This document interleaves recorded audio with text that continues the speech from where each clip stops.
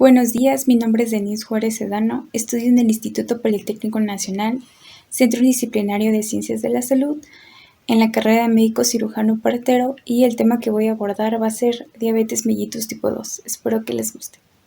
De lo más general a lo más particular, todas las sustancias que consumimos, pan, yogur, runners, etc., son descompuestos por nuestro aparato digestivo, por la digestión que empieza por la masticación en moléculas más pequeñas, que pueden ser aprovechadas por nuestras células como proteínas, lípidos y carbohidratos, como por ejemplo la glucosa. Como estamos hablando de diabetes, vamos a centrarnos más en la glucosa. La glucosa es una molécula muy importante para las células de nuestro cuerpo, o debido a través de diversos mecanismos metabólicos dentro de la célula. La glucosa sirve y es el combustible de elección para la producción de ATP, adenosintrifosfato, que es básicamente la forma de conseguir energía que tienen estas células. Entonces, como la glucosa es la forma de energía ideal y preferida por estas células, esa glucosa tiene que llegar a cada una de nuestras células del cuerpo, a las neuronas en el cerebro, a los miocitos en el músculo, a las células enterocitos en el aparato digestivo, las células de la piel o a los hepatocitos en el hígado. Algo importante que resaltar es que para que la glucosa entre a la célula se vale de ayuda de transportadores especiales llamados GLUTs. Los transportadores GLUTs básicamente son como una puerta que se abre para que la glucosa entre a la célula. Los transportadores GLUTs son 13, se llaman GLUT1, GLUT2, así sucesivamente. Algo importante específicamente, los adipocitos, las células del músculo estriado, las células del músculo cardíaco, tienen un GLUT, un transportador de glucosa especial, que es el GLUT4. Y es especial y es diferente, exclusivo de esta célula, porque es un transportador GLUT sensible a insulina. Bueno, ya mencioné insulina. Voy a hablar de lo que hace, ya que es muy importante entenderlo para entender la diabetes, que vamos a hablar más adelante. Entonces, la insulina es producida en el páncreas. Específicamente es una glándula anexa al tubo digestivo, donde tiene una porción endocrina y una exocrina. La porción endocrina es la que más nos interesa. El páncreas se encuentra ubicado atrás del estómago, que se extiende desde el vaso hasta el duodeno, y se encuentra en su mayor parte retroperitoneal. Pero lo más importante es lo que hay dentro de esta glándula. Si ponemos un pedazo de páncreas al microscopio, una de las cosas que vamos a encontrar se llama el islote pancreático o islotes de Langerhans. Aquí encontramos tres células principales, que son células alfa, células beta y células delta. Y específicamente, las células beta del islote pancreático son las encargadas de producir insulina. Son las únicas células del sistema que producen insulina. Es lo importante de estas células. Importante aquí, las células beta del páncreas producen insulina. La diabetes tipo 2, o también conocida de comienzo en la edad adulta o no insulinodependiente, se produce por una insulinoresistencia de los tejidos y una secreción compensatoria de insulina deficiente. Esta va a constituir el 90% de los casos de diabetes, por lo tanto, es la forma de diabetes más común. Algo importante que tenemos en este caso es que la diabetes mellitus tipo 2 se comenta que puede ser prevenible. Y tenemos tres factores de riesgo principales, que son la obesidad, la edad avanzada y el sedentarismo. Aunque todavía esto está en investigación, hay controversias porque la diabetes tipo 2 en personas jóvenes no obesas que tienen un estilo de vida activo les provoca. Pero la mayoría de estos casos se aplica a estos factores de riesgo. También tenemos que la enfermedad de diabetes tipo 2 es una enfermedad genética multifactorial, debido a que hay un factor genético hereditario, pero también hay otros factores ambientales de estilo de vida que juegan un papel importante. También mencionar la relación de la obesidad, diabetes y cáncer, debido a que la obesidad dispone la diabetes y la diabetes predispone a cáncer. Aquí tenemos el tejido adiposo. Digamos que estos son los límites del tejido adiposo. Entonces, ese límite se pierde, por así decirlo, y el tejido adiposo pierde la capacidad de expansión. Hay más grasa que la del tejido puede soportar, lo que básicamente se parece a un globo. Se infla hasta que llega a un punto donde no puede más y explota. Entonces, esto es muy importante porque el inicio de la fisiopatología de la diabetes tipo 2, tenemos un tejido adiposo que ya no tiene capacidad de expansión y eso genera un estado inflamatorio. Este estado inflamatorio genera la liberación del factor de necrosis tumoral alfa, interleucina 6 y resistina, que son sustancias que van a provocar que esta insulinoresistencia sea una realidad. Recuerden que este tejido adiposo también es un tejido endocrino, por lo tanto va a poder también secretar estas sustancias y también estos se unen a que aumenten los ácidos grasos libres que tenemos en el tejido adiposo. Ya no se puede expandir, entonces los ácidos grasos no se van a poder almacenar, sino que van a aumentar y se va a ir a la sangre. Entonces, ¿qué va a pasar con estos ácidos grasos libres? Se va a ir a 3 células principales, que son el miocito, los hepatocitos, las células beta en los islotes pancreáticos. Lo que va a generar entonces es un estado de lipotoxicidad. Estas células no están capacitadas para almacenar lípidos. Las únicas células del cuerpo que se caracterizan el 100% para almacenar lípidos son las células del tejido adiposo o los llamados adipocitos. Entonces estas células tienen una carga importante de ácidos grasos, lo que va a aumentar un proceso de lipotoxicidad que va a generar daños en el metabolismo de la célula, lo que va a generar eventualmente una resistencia a la insulina. Como hay una alteración en el metabolismo de las células, por el aumento de ácidos grasos va a hacer que la captación de insulina se vea alterada. Entonces veamos el caso 2 que se veía al principio. Tenemos insulina porque las células del páncreas inicialmente siguen produciendo insulina, pero la captación se ve afectada porque la translocación de los GLUT4 no se producen. Entonces tenemos que el hígado utiliza estos ácidos grasos para crear glucosa en un proceso que se llama gluconeogénesis, que es la producción de glucosa a través de otras sustancias. Entonces el islote pancreático, las células beta, empiezan a producir más insulina de manera compensatoria. Y recuerden que la insulina, que les decía anteriormente, que la tengan presente, estimula la lipogénesis, es decir, más glucosa, porque hay una resistencia a la insulina. Más glucosa porque los hepatocitos producen glucosa a partir de ácidos grasos. Entonces eso genera más producción de insulina y genera más producción de lípidos y genera entonces más lipotoxicidad. Básicamente entra en un estado tóxico, que es lo que se llama el síndrome metabólico. Entonces, esto va a generar con el tiempo daño en las células beta del páncreas y finalmente la producción de insulina va a ir disminuyendo.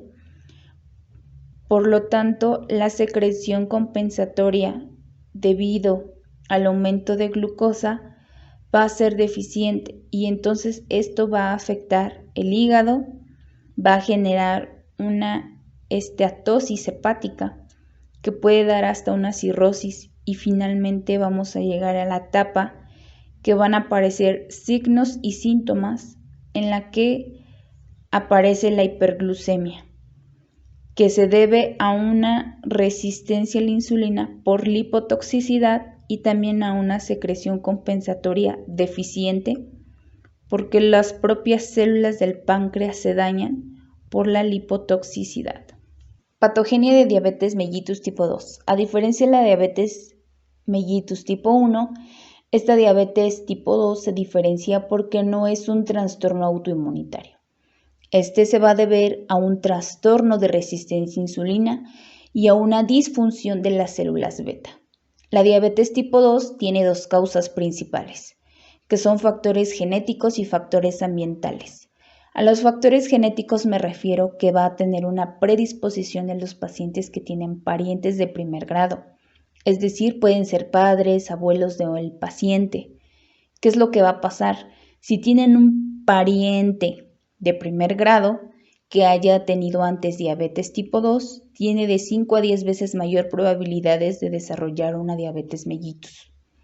Se ha encontrado hasta este momento de 30 ubicaciones en específico del cromosoma que tendría que ver mucho con la diabetes tipo 2. También otra cosa que debemos saber es que se caracteriza o están asociados a la secreción de insulina.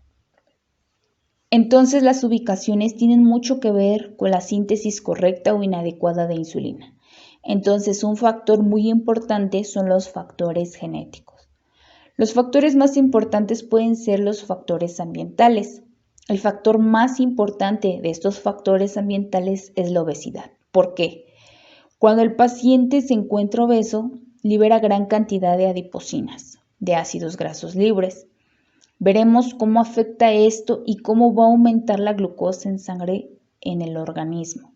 Entonces, ¿qué es lo que pasa? Cuando el paciente se encuentra obeso va a haber un aumento de resistencia a la insulina, es decir, la insulina no va a poder ingresar al tejido para que la glucosa posteriormente ingrese y cumpla sus funciones. Ahora, por otro lado, se ha encontrado que una persona que hace ejercicio y está en constante movimiento, pues va a tener menos probabilidad de desarrollar diabetes mellitus tipo 2. Porque la resistencia a la insulina disminuye incluso como tratamiento a las personas que son obesas, se les da como primer punto que comiencen a realizar ejercicio o actividad física. Y al realizar ejercicio, los pacientes con diabetes mellitus tipo 2 han mejorado las probabilidades de vida. ¿Por qué? Porque han reducido la resistencia a la insulina y solamente con el hacer ejercicio. Otro factor ambiental es el sedentarismo, es decir, pues no realiza ningún tipo de ejercicio. Tenemos la clasificación ADA. En el inciso A tenemos diabetes mellitus tipo 1. De esto se da debido a la destrucción autoinmune de células beta, que por lo general conduce a la deficiencia de insulina. Tenemos inciso B, diabetes mellitus tipo 2, debido a una pérdida progresiva de secreción de insulina de células beta con frecuencia en el fondo de la resistencia a la insulina. En el inciso C, otro tipo de diabetes, por ejemplo el síndrome de diabetes monogénica, enfermedades del páncreas exócrino y diabetes inducida por fármacos o sustancias químicas. Y por último tenemos la diabetes mellitus gestacional, diabetes diagnosticada en el segundo o tercer trimestre del embarazo que no fue claramente diabetes abierta antes de la gestación. Vamos a hablar un poco de la fisiopatología. Voy a hablar un poco de la función de la insulina. Aquí tenemos una visión microscópica que tenemos el espacio extracelular y una representación de lo que es el espacio intracelular, es decir, dentro de la célula. Entonces, nosotros cuando consumimos una sustancia dulce, ya sea un helado, un pan o un gansito, los niveles de glucosa en sangre ya van a estar aumentados, van a aumentar y va a generar un estado llamado hiperglucemia. Hiper alto glucosa en sangre, es decir, niveles elevados de glucosa en la sangre, lo que genera que las células beta del páncreas liberen lo que es nuestra insulina.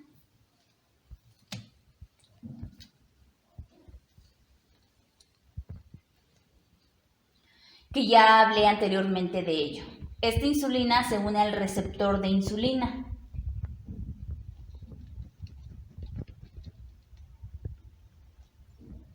Lo que genera cambios dentro de la célula. El más importante es el siguiente, es que estimula la translocación de transportadores GLUT4 a la superficie de la célula. Y al traslocar los transportadores GLUT4 a la superficie celular, permite que grandes cantidades de glucosa entren a lo que es a la célula.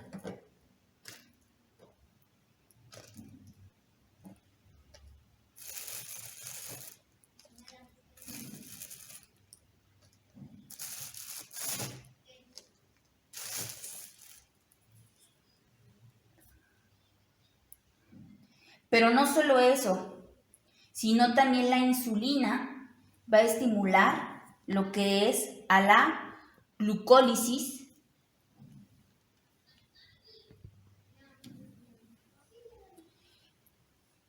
que es la utilización de esta glucosa que entró a la célula para producir lo que es el ATP. También la gluconeogénesis,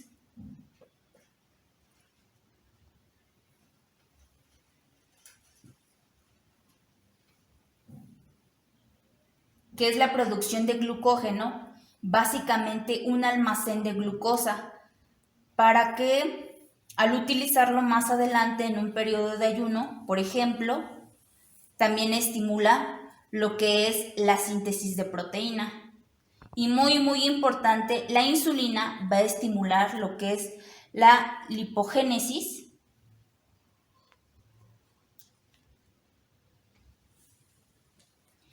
por lo tanto, la insulina se ha relacionado como una sustancia o una hormona muy asociada a lo que es la obesidad. Porque si comemos glucosa, entonces se libera más insulina en este caso, y la insulina entonces va a estimular la producción de adipocitos de grasa en nuestro cuerpo. Por lo tanto, está muy relacionada con la obesidad. Esta es la explicación más sencilla de cómo la insulina funciona en nuestro cuerpo. Ahora sí, por alguna razón no se produce insulina o por alguna razón los transportadores GLUT están dañados o no se traslocan, van a estar dañados y no se van a traslocar.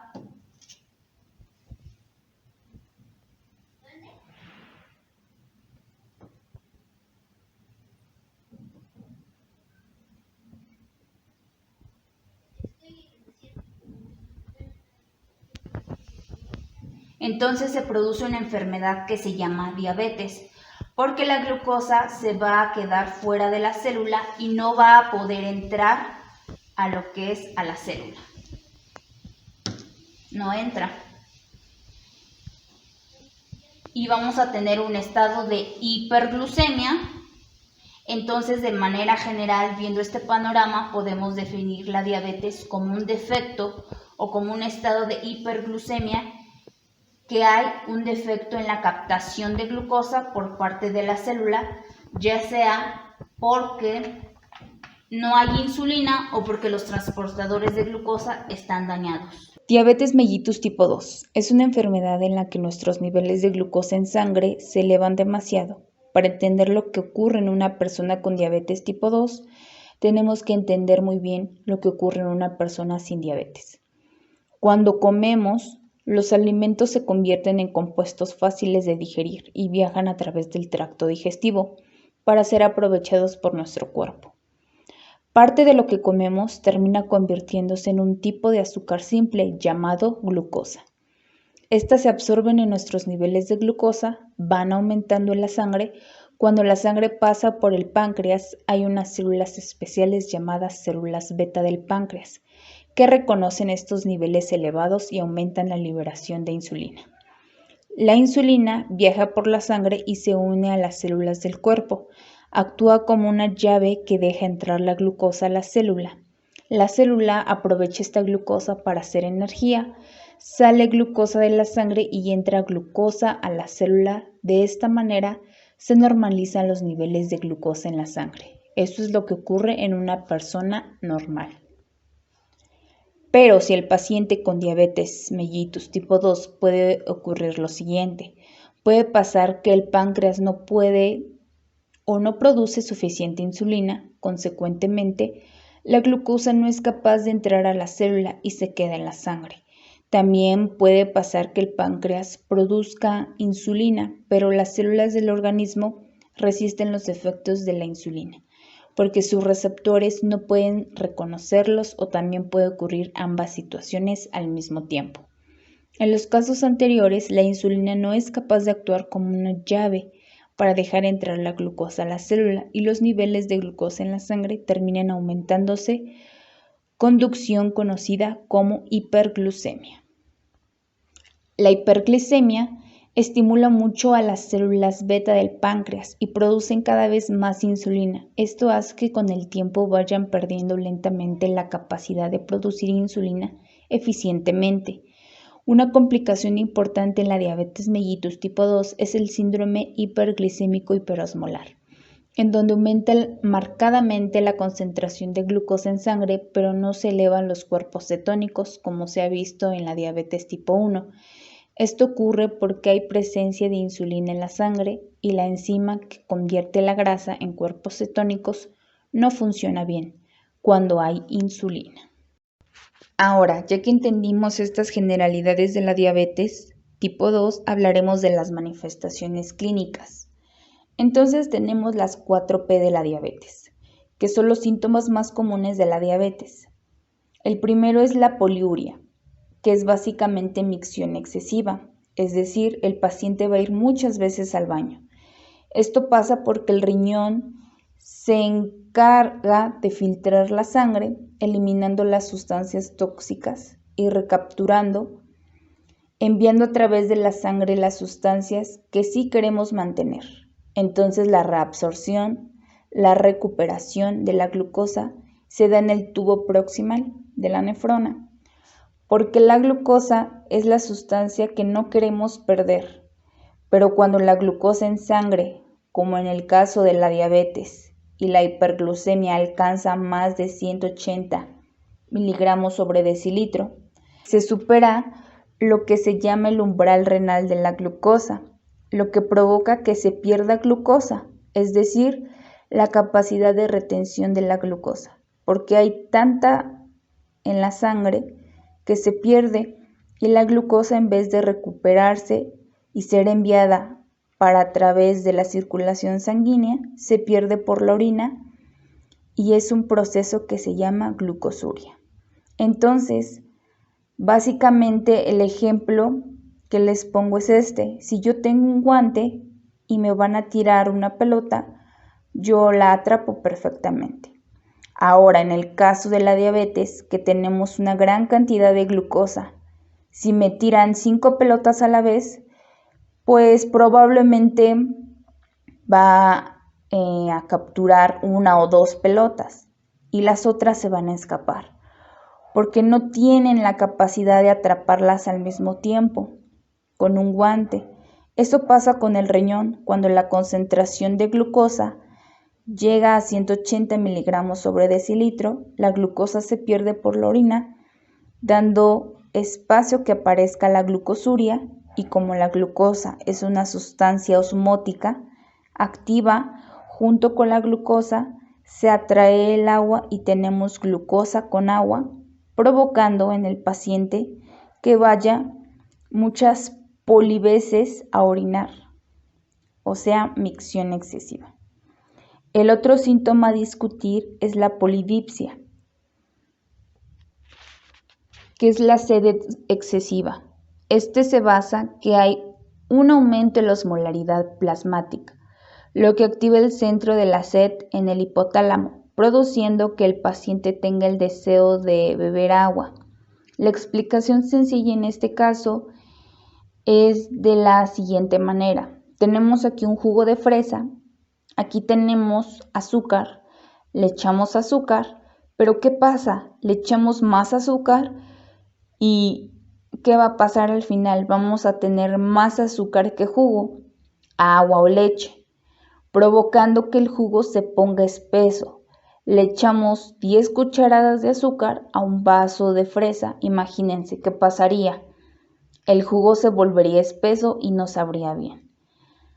Imagínense que eso pase en la sangre. Entonces, un líquido que está estrictamente regulado, no digamos que se ponga espesa la sangre directamente, pero sí hace que el centro de sed del hipotálamo identifique la cantidad de glucosa que es muy alta y para entonces ¿cómo salvaríamos al jugo de fresa? Pues echándole más agua y echándole más fresa para poder salvar al jugo. Si no se va a dañar, más o menos eso hace el hipotálamo, estimula la sed para que tengamos más agua de manera de diluir esa cantidad excesiva de glucosa en la sangre. Más o menos esto se basa en la polidipsia. La tercera P que vamos a discutir es la polifagia, es decir, un apetito excesivo. Es estimulado por la iniciación celular, es decir, las células no están recibiendo la cantidad propia de glucosa, por lo tanto, de alguna manera el organismo interpreta que no se está comiendo suficiente. Por lo tanto, se estimula el apetito para que se consuma más alimento, aunque en realidad lo que está pasando es que no hay insulina, aunque los receptores de insulina están dañados. Y este síntoma es muy común de esta diabetes tipo 2.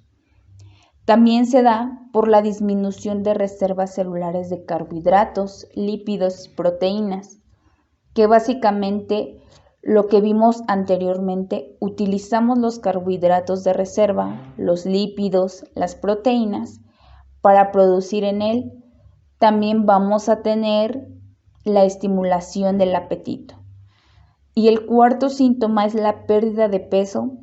Esta también está asociada mucho a esta diabetes tipo 2 y se basa en la pérdida de líquidos, en la poliuria y también la utilización de lípidos, proteínas para la producción de ATP, que es lo que les mencioné anteriormente. Utilizamos lípidos, proteínas como fuente de energía alterna, ya que no tenemos glucosa y eventualmente el paciente va a perder peso. A pesar que las 4P de la diabetes son los síntomas y signos principales, hay otros síntomas asociados a hiperglucemia, como en el caso es la fatiga, visión borrosa y las infecciones. En este caso, es muy importante resaltar que las infecciones genitourinarias son motivo de consulta, porque recuerden que tenemos un estado de glucosuria, en aumento de glucosa en la orina, lo que da de alguna manera es un caldo de cultivo para levaduras, bacterias y hongos. Por lo tanto, el motivo de consulta es una balantitis, una infección en el pene. Entonces, cuando se realizan los exámenes de rutina, identificamos que el paciente tiene diabetes. También hay que tener cuidado con la tuberculosis. Recuerden que la tuberculosis primaria puede reactivarse en cierto proceso patológico. Entonces, puede haber una reactivación de diabetes mellitus tipo 2, principalmente en tipo 1, de una previa infección de tuberculosis. Y también, de manera general, los pacientes con diabetes tienden a tener más caries debido a que hay más glucosa en sangre, lo que facilita crear un microambiente ideal para la proliferación de las bacterias. Hablemos un poco de las complicaciones. La cetoacidosis diabética es la complicación más aguda en diabetes tipo 1. Esta se va a caracterizar, recordemos, en la diabetes tipo 1 hay una deficiencia absoluta de insulina, lo que genera un estado de hiperglucemia. También recordemos que en la diabetes tipo 1 hay una deficiencia absoluta de insulina, lo que genera un estado de hiperglucemia. También la inexistencia de insulina estimula el glucagón, las catecolaminas, el cortisol, que son hormonas hiperglicemiantes, que va a contribuir a que se dé más este estado de hiperglucemia. Recuerden que lo que está pasando aquí es que como no hay insulina, vamos a tener mucha glucosa fuera de la célula, pero como no hay insulina, no hay la expresión de transportadores GLUT como tal. La presencia de glucosa dentro de la célula es menor de lo que debería ser. Entonces, este estado de hiperglucemia genera que se supere el umbral renal de glucosa, provocándonos glucosa y pérdida de glucosa y también de agua, provocando poliuria, pero junto con la pérdida de glucosa y agua también se pierden cloro, potasio, sodio, fosfato y magnesio, induciendo al primer síntoma o signo importante de la cetoacidosis diabética, que es la deshidratación. Volviendo un poco atrás, la hiperglucemia genera el uso de energías alternativas en nuestro cuerpo. Tejido adiposo, que libera ácidos grasos, estimula la lipólisis, lo que genera que estos ácidos grasos vayan al hígado y sean convertidos en beta-oxidación por cuerpos cetónicos, que en palabras Diana van a ser convertidos y utilizados como fuente de energía para producir ATP. Pero estos cuerpos cetónicos son tantos porque no hay insulina, el estado hiperglucémico sigue aumentando, por lo tanto la liberación de ácidos grasos sigue aumentando y la producción de controlar cuerpos cetónicos hacen que estos lleguen entonces a la sangre, al plasma, pero los cuerpos cetónicos son ácidos. Entonces cuando llegan al plasma acidifican, aumentando la acidez en la sangre, con lo que ustedes se imaginarán, no es bueno. Entonces la forma que se controla esa acidez es a través de la amortiguación, como un buffer que finalmente canaliza esa acidez y la expulsa de forma de dióxido de carbono, y ese dióxido de carbono es un gas que se va a liberar a través de los pulmones, por lo tanto tenemos una acidez constante que es regulada a través de la producción de dióxido de carbono que se libera a través del aparato respiratorio. Por lo tanto vamos a tener una respiración aumentada, se conoce como respiración de Kussmaul, una respiración rápida y profunda, pero a la vez superficial, que se llama braditacipnea o respiración de Kussmaul. De forma breve, vemos los signos y síntomas de acidosis diabética. Tenemos la deshidratación, que se mide por la hipotensión, taquicardia o signo de pliegue. También la acidosis, que se refleja con la respiración de Kussmaul. Luego tenemos el estupor, que es la pérdida gradual de conciencia sin llegar al coma. Solo el 10% de los pacientes llega a estar inconscientes. Por eso el coma diabético no es tan frecuente como se pensaría en la cetoacidosis diabética. También tenemos un aliento frutal. Los cuerpos cetónicos tienen un olor a manzana dañada que se puede sentir en la respiración del paciente. También vómitos, y en caso que no estén presentes pueden tener distensión gástrica. Entonces estos vómitos aumentan el estado de deshidratación. Y por último, dolor abdominal, que si no se están tomando anterior con los síntomas, si el paciente no es un diabético diagnosticado, puede confundirse con un abdomen agudo y acabar con un paciente en quirófano. Incluso debemos estar pendientes de estos síntomas. Tenemos el síndrome hiperglucémico hiperosmolar, que es una complicación muy parecida a la cetoacidosis diabética que muchas veces va de la mano al mismo tiempo. Este es más frecuente en diabetes mellitus tipo 2, se caracteriza por deshidratación, hiperglucemia, hipernatremia, sin la presencia de acidosis, y esa es la diferencia principal. Esta es caracterizada porque hay una osmolaridad plasmática mayor a 340 milimoles sobre litro Y los síntomas principales, algunos son alucinaciones, afasias, nistagmo, alteraciones sensoriales, convulsiones, hemiplegia y coma. Tanto cetoacidosis diabética como síndrome hiperglucémico hiperosmolar son complicaciones agudas. Por otro lado, las complicaciones crónicas están relacionadas con la exposición a periodos de hiperglucemia por mucho tiempo, que dañan el endotelio capilar de las arterias. Entonces, este daño capilar depende del órgano que suceda. Entonces vamos a tener diferentes manifestaciones. El daño capilar es un proceso completo, pero básicamente sucede porque los estados hiperglucémicos afectan el metabolismo celular por falta de glucosa, lo que va a generar un estado de hipoxia en el endotelio que va a generar todas las manifestaciones crónicas que vamos a ver más adelante.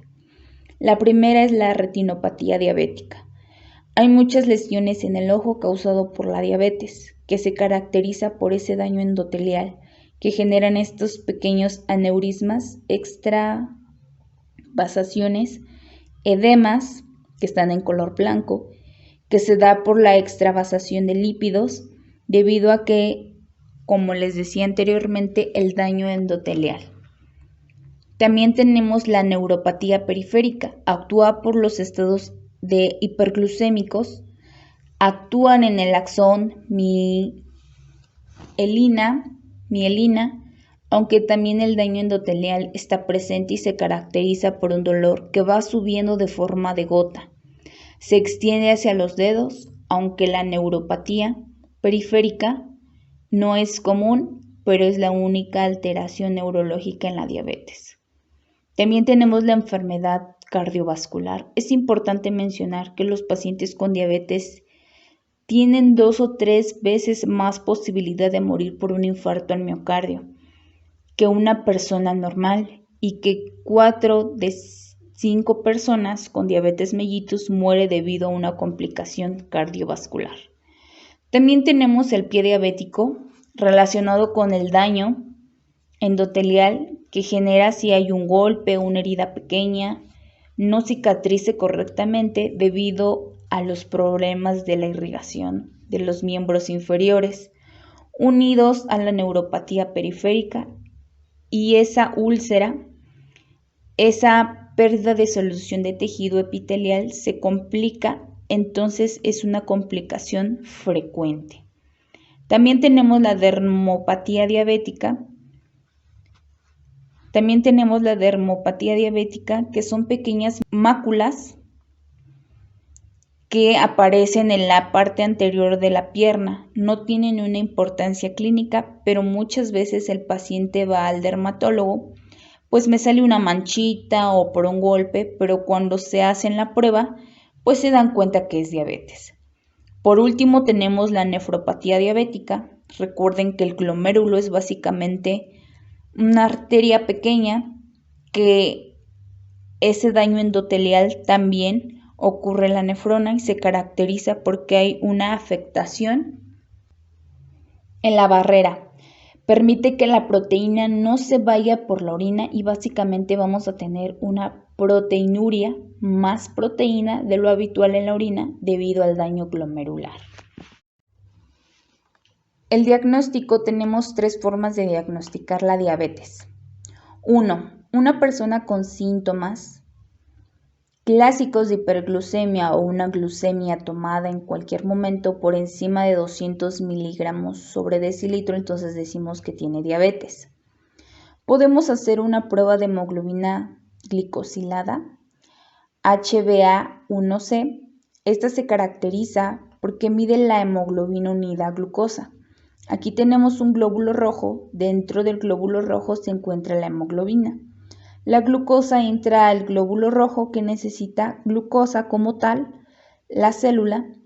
Esta se une a la hemoglobina y lo que se llama hemoglobina glicosilada es lo que mide esta prueba. Si el resultado que se midió en porcentajes es igual o mayor al 6.5%, decimos que el paciente tiene diabetes.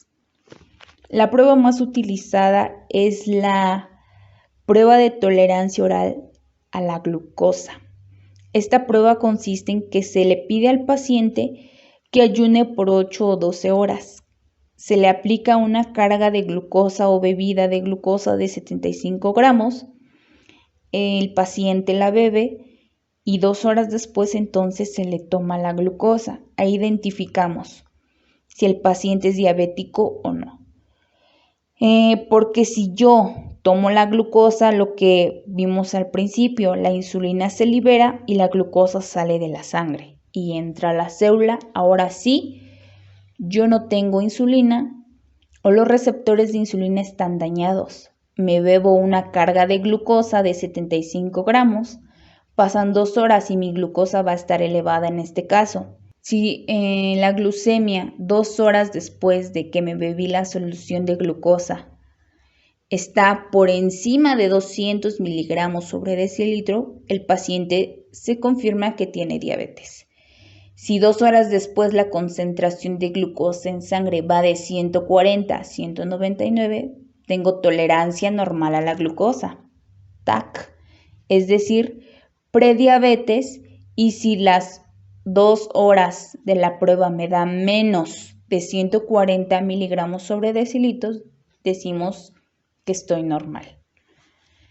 También unos valores normales que tenemos de saber es que la glucosa normal va de 80 a 106 miligramos sobre decilitro.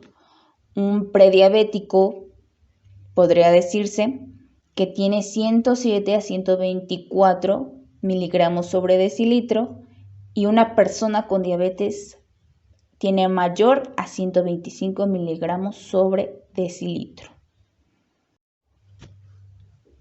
Hablemos del tratamiento. El objetivo de este es normalizar los niveles de glucosa para evitar las complicaciones agudas y crónicas ya mencionadas. En la diabetes tipo 2, la pérdida ponderal, el bajar de peso, el tratamiento nutricional y ejercicios, todo un cambio de estilo de vida del paciente, ya sean cambios en la dieta, hacer ejercicio, básicamente evitar este sedentarismo y bajar de peso, se ve una mejora en nuestro paciente. Aparte de eso, si el paciente tiene una deficiencia en la producción de insulina, se puede aplicar hipoglucemiantes orales para complementar. Llevando así a la enfermedad, diabetes mellitus tipo 2, ahora ya tenemos la diabetes tipo 2. ¿Cómo se caracteriza esta patología? Se va a caracterizar por un aumento de resistencia a la insulina. Y ahora nosotros, ¿qué debemos hacer? ¿Qué fármacos utilizamos para aumentar la sensibilidad de estos receptores insulinodependientes en tejido hepático, muscular y tejido adiposo? Recordemos que estos tejidos tienen esos receptores de insulina. ¿Qué fármacos utilizamos? Los fármacos insulinosensibilizadores, los cuales son litazonas, biguanidas. Estos fármacos modifican al receptor de insulina, haciéndolo lo más sensible a la insulina unido a su receptor. Entonces la insulina con su receptor va a activarlo a lo que no se podía hacer por la insulinoresistencia, y esta forma disminuiremos la resistencia a la insulina. También tenemos otra característica de diabetes mellitus tipo 2, es la disminución de la función de células beta. Aquí hablamos del diagnóstico, que se va a encontrar un 50% de células beta ya disminuidas. Entonces nosotros tenemos que incrementar la liberación de insulina. ¿Qué fármacos me estimulan la liberación de insulina? Estos son fármacos secretagogos, que son las meglitinidas, sulfonilureas. Los utilizamos para la liberación y secreción de insulina desde la célula beta a la circulación sanguínea. Tenemos los fármacos incrementadores de liberación de insulina dependientes de glucosa, los cuales tenemos incretino miméticos, inhibidores de dipeptidilpeptidasa 4. Estos fármacos van a incrementar la liberación de insulina, pero esto va a depender mucho de la glucosa. O sea que a niveles elevados de glucemia, estos fármacos accionan, pero a niveles disminuidos no tienen o carecen de función farmacológica o efecto farmacológico. Sí que son dependientes de los niveles de glucosa. Sigamos. Por aquí en la flecha tenemos también hiperglucemia. Es otra característica de diabetes mellitus tipo 2. Niveles aumentados de glucosa. Eso quiere decir hiperglucemia. Fármacos que disminuyen la absorción de glucosa. ¿Qué fármacos tenemos? Inhibidores de alfa-glucosidasa. Tenemos por acá fármacos que incrementan la excreción urinaria de glucosa. Tenemos los inhibidores de CLT2. Son fármacos antidiabéticos bastante nuevos, que estos fármacos aumentan la excreción de glucosa por medio de la orina, evitan su reabsorción, por esto hay incremento en la excreción urinaria de glucosa.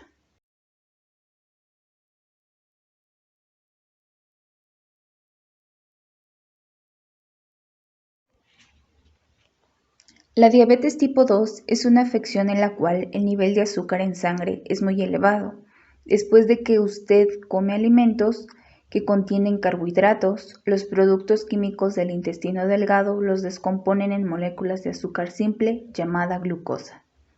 Luego las células que recubren el intestino delgado absorben la glucosa, la cual pasa al torrente sanguíneo. Cuando la sangre llega al páncreas, las células beta del páncreas detectan el incremento de los niveles de glucosa. Las células beta liberan insulina en el torrente sanguíneo para reducir los niveles de glucosa. A medida que la sangre circula a través del cuerpo, la insulina y la glucosa salen del torrente sanguíneo hacia los tejidos para alcanzar las células del cuerpo. La mayoría de las células del cuerpo tienen ciertos receptores en su superficie que se unen a la insulina circulante. La insulina actúa como la llave de una cerradura para abrir la célula, de tal manera que la glucosa circulante pueda ingresar a dicha célula. Ahora las células pueden aprovechar la glucosa y producir la energía que necesitan para funcionar correctamente. Si usted sufre de diabetes tipo 2, entonces el páncreas no produce suficiente insulina. Las células del cuerpo resisten los efectos de la misma. Ocurren varias cosas. Si tienes resistencia a la insulina, su insulina no puede abrir las células para dejar ingresar a la glucosa, porque las cerraduras llamadas receptores son anormales. Puesto que están ausentes, como consecuencia la glucosa queda sin acceso a las células, por consiguiente la glucosa se acumula en el torrente sanguíneo durante una afección llamada hiperglucemia. Para compensar la hiperglucemia, el páncreas produce más insulina. Las células beta trabajan en exceso e intentan mantener la demanda, pero poco a poco van perdiendo la capacidad de producir insulina suficiente. Debido a la hiperglucemia y la falta de insulina, podría experimentar los siguientes síntomas clásicos de la diabetes: apetito y sed excesivos, aumento en el volumen de orina y pérdida de peso inexplicable. Los síntomas de la diabetes tipo 2 pueden presentarse con el tiempo. Son cansancio, infecciones recurrentes, cambios en la visión, picazón o sensación de hormigueo o cosquilleo en la piel. Las complicaciones que ponen en riesgo la vida producidas por la diabetes tipo 2 incluyen cetoacidosis diabética, síndrome hiperglucémico hiperosmolar. Si no se recibe tratamiento para la hiperglucemia, puede ocurrir una cetoacidosis diabética, debido a que ya no tiene insulina suficiente circulando en la sangre. Las células no reciben la glucosa que necesita para producir energía. Como consecuencia, la sangre recurre a las grasas y proteínas como fuente de energía alternativa. Durante el proceso de descomposición de grasas, ciertos productos, conocidos como cuerpos cetónicos, se acumulan en la sangre, dando lugar a una afección llamada cetosis.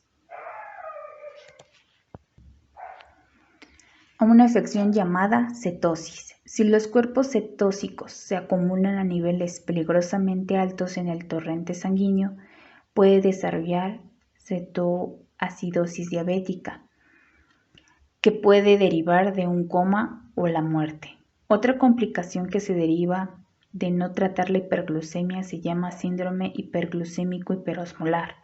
A medida que la deficiencia de insulina continúa, su nivel de glucosa en sangre aumenta. Como respuesta, los riñones filtran el exceso de glucosa fuera de la sangre en la orina junto de grandes cantidades de agua, o a menos que consuman menos cantidades de agua, los riñones no podrán mantener la demanda de eliminar la glucosa del torrente sanguíneo y de diluir en la orina de forma suficiente. Como consecuencia, la sangre estará mucho más concentrada de lo normal, una afección llamada hiperosmolaridad. La hiperosmolaridad arrastra el agua de los tejidos corporales hasta el torrente sanguíneo y ocasiona una grave deshidratación que puede derivar de un síndrome hiperglucémico, hiperosmolaridad no cetósico. Puede aparecer síntomas como convulsiones y coma. Si ingiere una dosis excesiva de medicamento para la diabetes, puede experimentar una complicación aguda llamada hipoglucemia o un choque insulínico. El exceso de insulina o medicamento hiperglucémico oral hace que haya demasiada glucosa en las células, lo cual deja una cantidad suficiente en el torrente sanguíneo. Algunos órganos, como el cerebro, necesitan un suministro de energía constante para funcionar en forma adecuada, debido que la fuente de energía del cerebro es la glucosa. Este es el primer órgano afectado por los bajos niveles de glucosa. Cuando las células del cerebro, llamadas neuronas, tienen gran necesidad de glucosa, empiezan a funcionar mal, lo que causa síntomas como nerviosismo, temblores y confusión. Si el nivel de glucosa sigue bajando, la actividad eléctrica de las neuronas disminuye de forma significativa y tiene como consecuencia convulsiones o coma diabético. Con el tiempo, la diabetes tipo 2 crónica, mal controlada, puede causar daño degenerativo en el tejido, que tiene como consecuencia complicaciones a largo plazo como aterosclerosis, ceguera, neuropatía e insuficiencia renal. A fin de evitar las complicaciones de diabetes tipo 2, puede tomar medidas para mantener el nivel de glucosa dentro del intervalo normal, mediante el uso de una combinación de control de la glucosa en sangre. Una dieta sana, ejercicio regular y medicamentos según sean necesarios. Deberá de controlar el nivel de glucosa en sangre de forma frecuente con un glucómetro. Llevar una dieta saludable ayudará a disminuir su nivel de glucosa cuando consuma abundantes frutas, verduras y granos enteros. Realizar comidas y refrigerios a la misma hora. Todos los días consumir una cantidad balanceada de carbohidratos, proteínas y grasas y minimice su ingesta de alimentos con alto contenido de azúcar. La realización de ejercicios de forma regular, incluso 30 minutos al día, disminuirá el nivel de glucosa en sangre, disminuirá la resistencia a la insulina y podría derivar en la pérdida de peso. Quizá necesite más de un medicamento para la diabetes, para ayudar a disminuir su glucosa en sangre. Algunos de estos medicamentos aumentan la producción de insulina en el páncreas, otros disminuyen la resistencia a la insulina en los músculos esqueléticos. Algunos tratamientos aumentan la sensibilidad a la insulina en determinados tejidos, otros promueven la disminución de la absorción de glucosa en el sistema digestivo. Si no es posible controlar la diabetes tipo 2 mediante dieta, ejercicios y medicamentos orales, su médico podría recetar la insulina y recetarlo para la aplicación de inyecciones subcutáneas. Al tratar y controlar su nivel de glucosa en sangre, puede evitar las complicaciones de diabetes tipo 2.